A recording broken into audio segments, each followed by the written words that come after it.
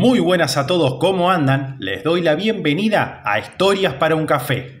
Continuamos con la mitología egipcia. En esta ocasión vamos a hablar sobre la diosa más popular del panteón egipcio, Isis, la madre de los faraones.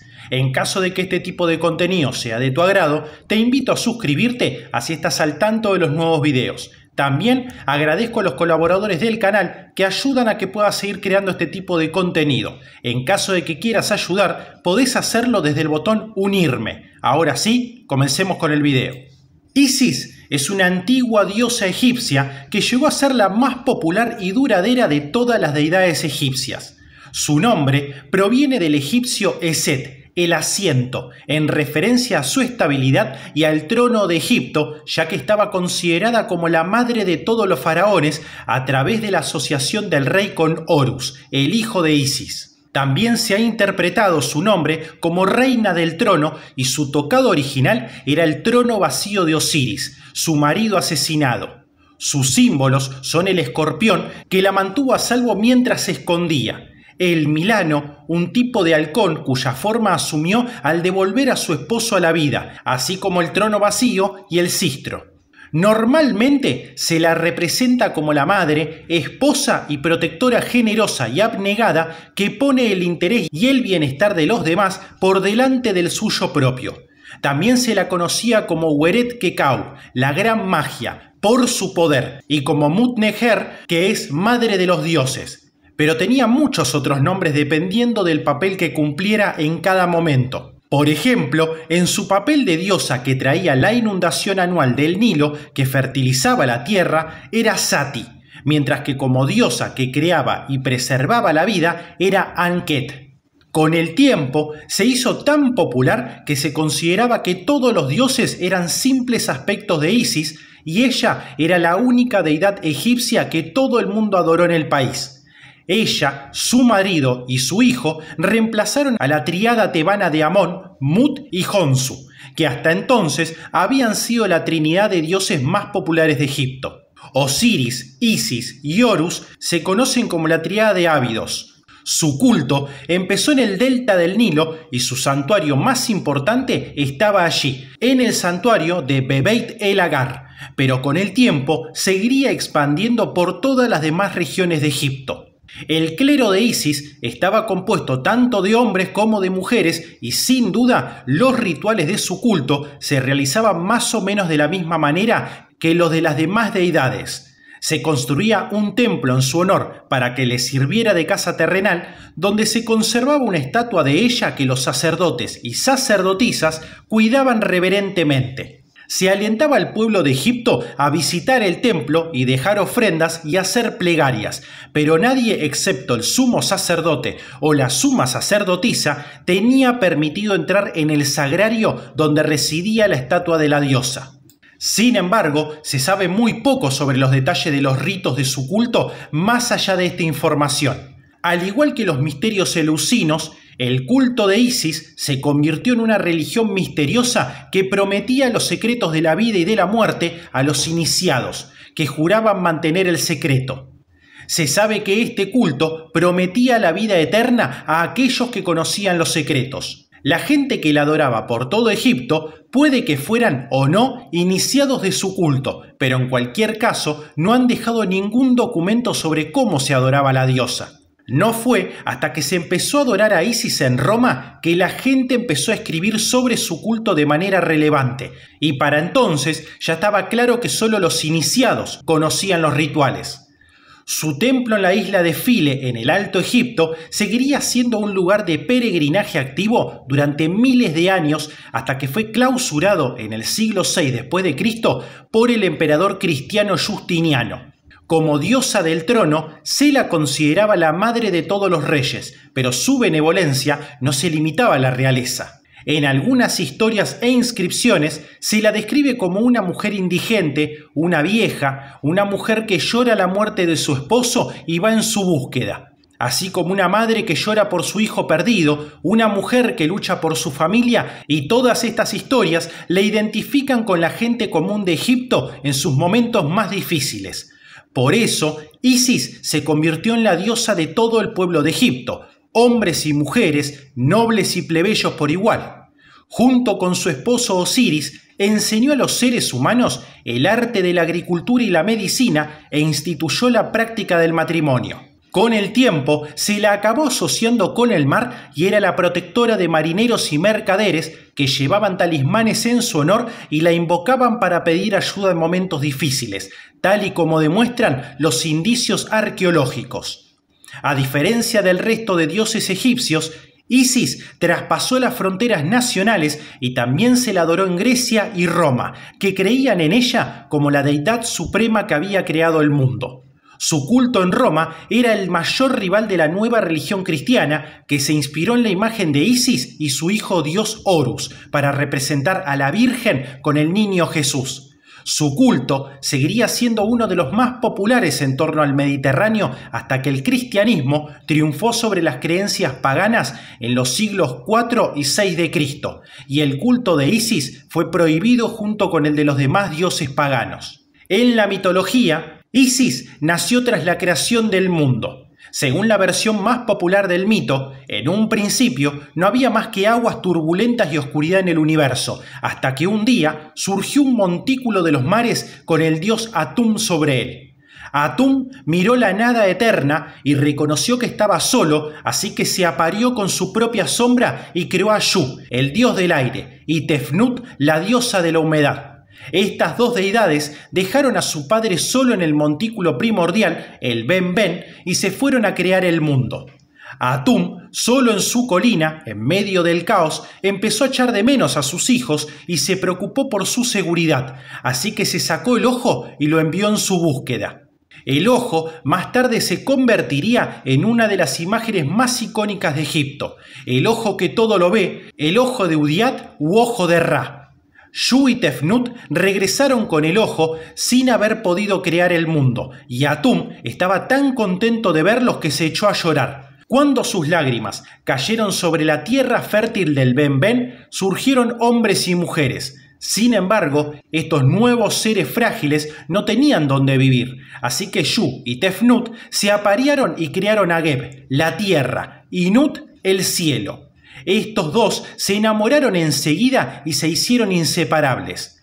Una situación que Atum encontraba intolerable porque eran hermano y hermana. Empujó a Nut por encima de Geb y la ató ahí, para que los amantes pudieran verse pero no volver a tocarse nunca. Sin embargo, Nut ya estaba embarazada y no tardó en dar a luz a 5 hijos: Osiris, Isis, Set, Neftis y Horus, conocido como el mayor. Estos 5 dioses recibieron la tarea de gestionar el mundo de los humanos en la tierra y a partir de ellos surgieron todos los demás dioses de Egipto. Osiris se casó con Isis y como el primogénito asumió el gobierno como señor de la tierra, con Isis como su reina y consorte. La pareja real se tomó sus responsabilidades tan en serio que pronto los seres humanos tuvieron un paraíso en el que vivir con arroyos frescos, comida en abundancia y un clima perfecto. No había injusticia, todos los hombres y mujeres eran iguales y todo el mundo estaba en paz. Sin embargo, Set estaba celoso del poder y del prestigio de su hermano y concibió un plan para deshacerse de él. Set hizo construir un hermoso féretro de la altura exacta de Osiris y dio una gran fiesta en la que presentó el cajón y les dijo a los invitados que aquel que encajara mejor podría quedárselo de regalo. Cuando Osiris se tumbó en el féretro, Set puso la tapa, la cerró y la arrojó al Nilo, donde se lo llevaron las aguas. Isis se quedó destrozada al descubrir que su marido había desaparecido y se fue en su búsqueda por todo Egipto sin encontrarlo. Mientras tanto, Osiris viajó hasta el mar y al final el féretro se quedó encallado en un gran tamarisco que crecía cerca de Biblos, en Fenicia. El árbol creció alrededor del féretro hasta cubrirlo por completo. El rey de Biblos, Malcander, acudió a la orilla junto a su esposa Astarte y admiró el árbol y el dulce aroma que parecía emanar de él. Ordenó cortar el árbol y llevarlo al palacio como un pilar ornamental, y ahí se quedó Osiris, atrapado dentro del féretro, dentro del pilar, hasta que se murió. Mientras tanto, Isis había salido de Egipto para ir a buscar a su marido y acabó por llegar a Biblos, donde se sentó en la costa y lloró por su marido desaparecido. Las sirvientas de Astarté fueron a la costa a bañarse e Isis les enseñó a cuidarse el cabello y a trenzarlo. Cuando regresaron al palacio, Astarté quedó admirada de sus nuevos peinados y el delicioso aroma que parecía emanar de ellas. Les preguntó cómo se les había ocurrido trenzarse el pelo y las sirvientas le hablaron de la mujer misteriosa que estaba a la orilla del mar. Astarté mandó buscar a Isis disfrazada de mujer mayor y le pidió que cuidara de sus hijos en la corte. Isis se encariñó especialmente del hijo menor, Dictis, y quiso hacerlo inmortal quemando su debilidad mortal en un fuego sagrado.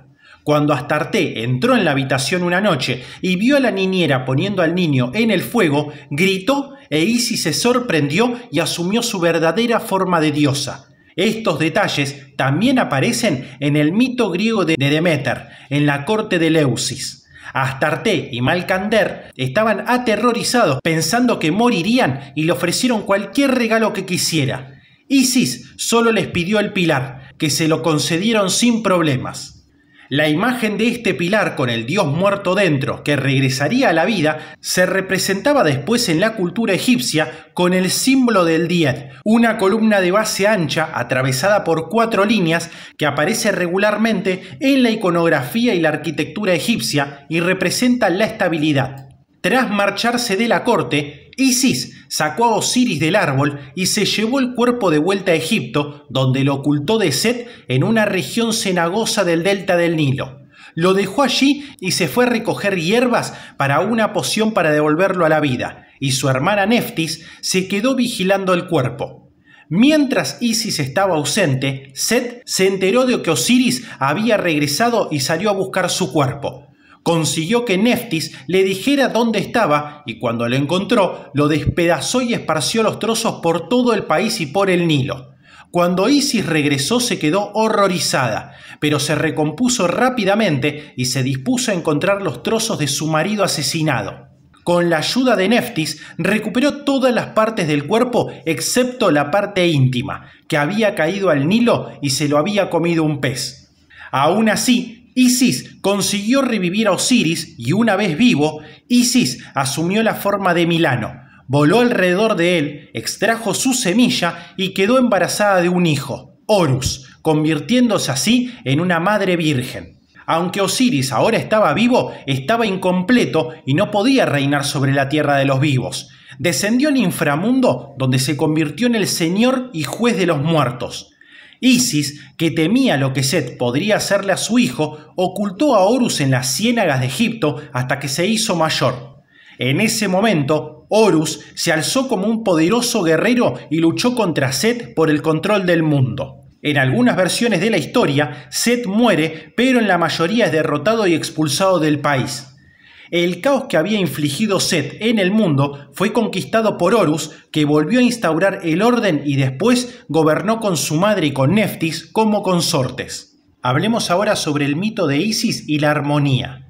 El mito expresa el valor central de la cultura egipcia, que era la armonía, el Ma'at, entendido como el equilibrio.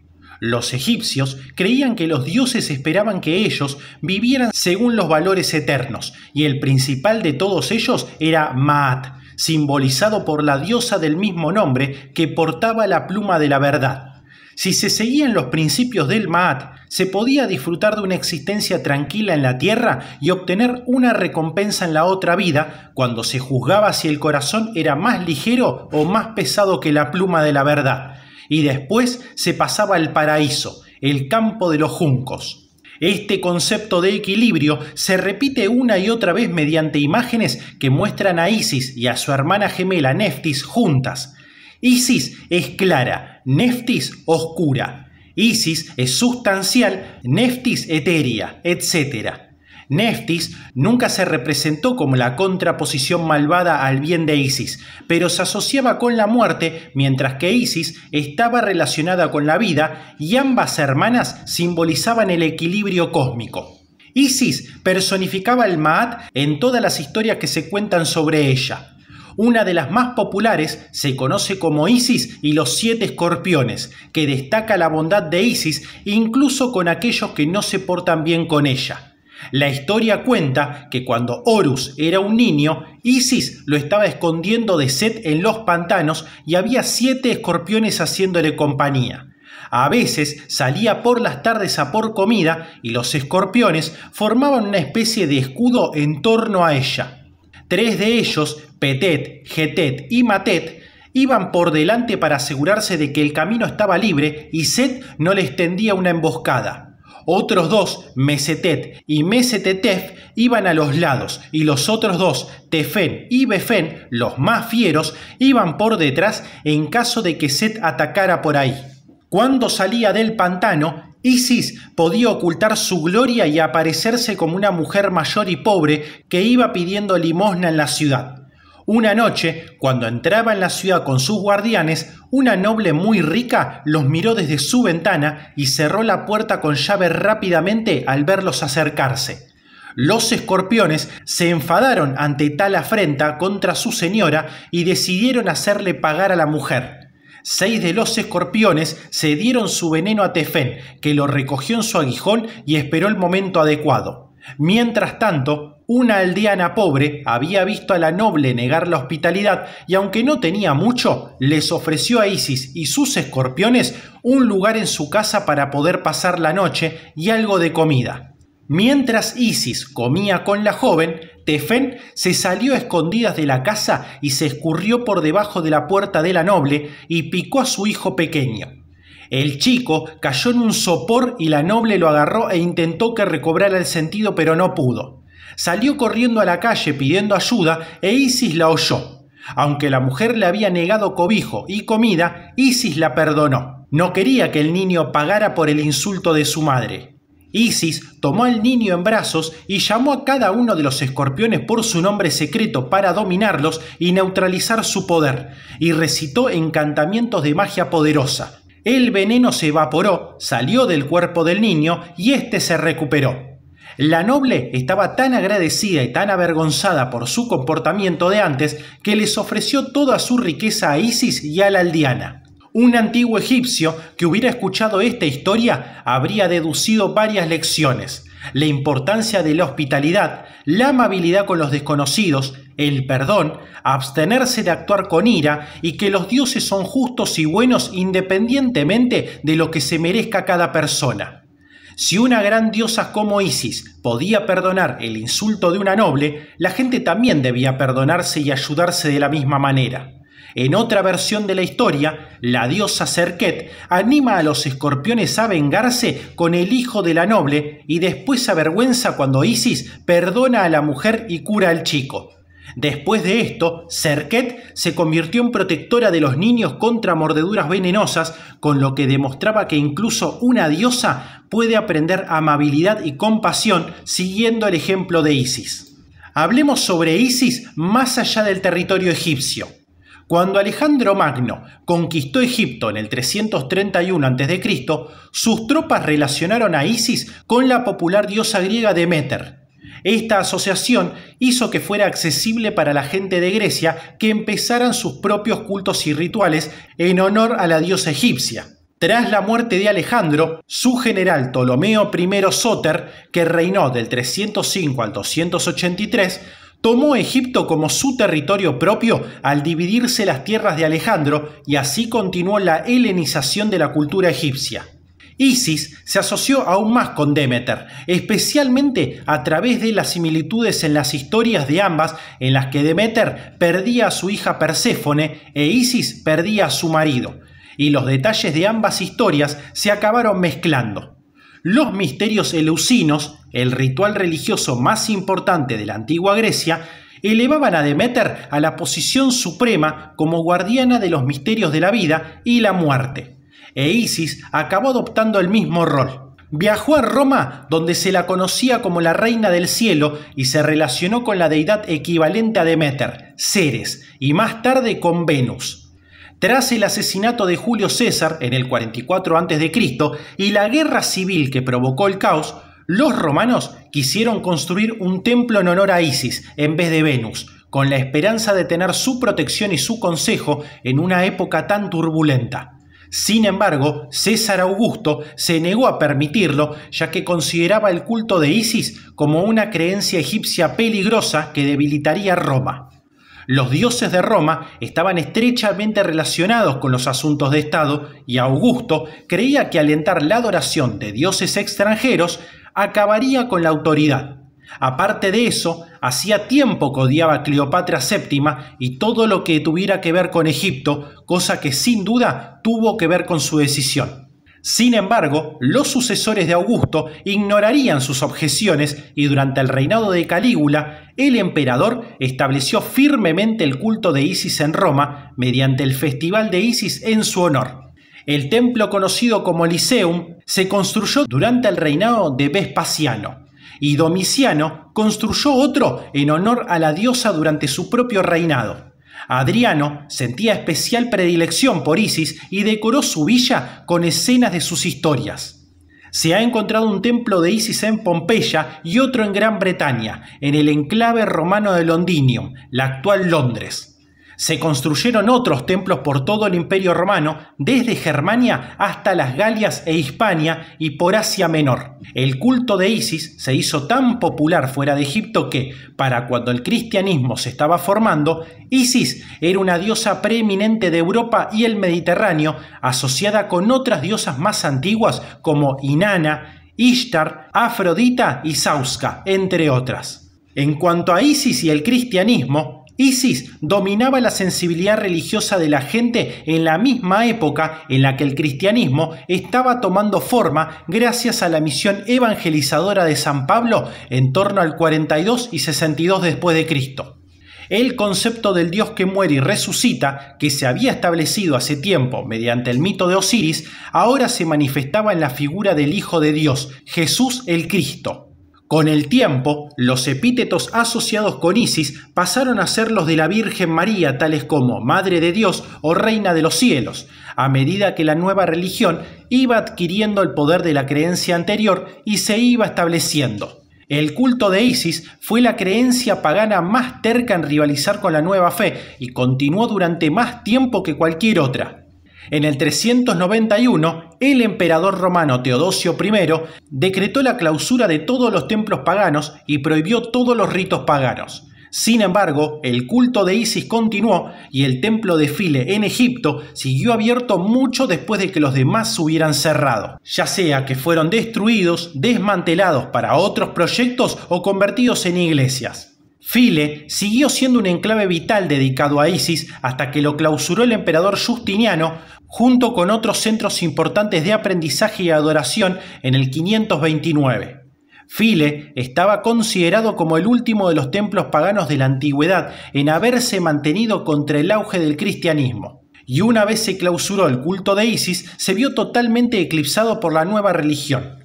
De la misma manera que Osiris, Isis y Horus habían tomado el lugar de Amón, Mut y Jonsú, en Egipto la Trinidad del Padre, el Hijo y el Espíritu Santo sustituyeron a la triada de Ábidos como deidades supremas de un nuevo concepto religioso. Así llegamos al final de este video, que espero haya sido útil para conocer más acerca de esta diosa egipcia. De ser así, te agradecería que me puedas dejar un pulgar arriba y te suscribas, que ayuda a que el canal siga creciendo. Esto ha sido Historias para un Café, nos veremos pronto. Hasta luego.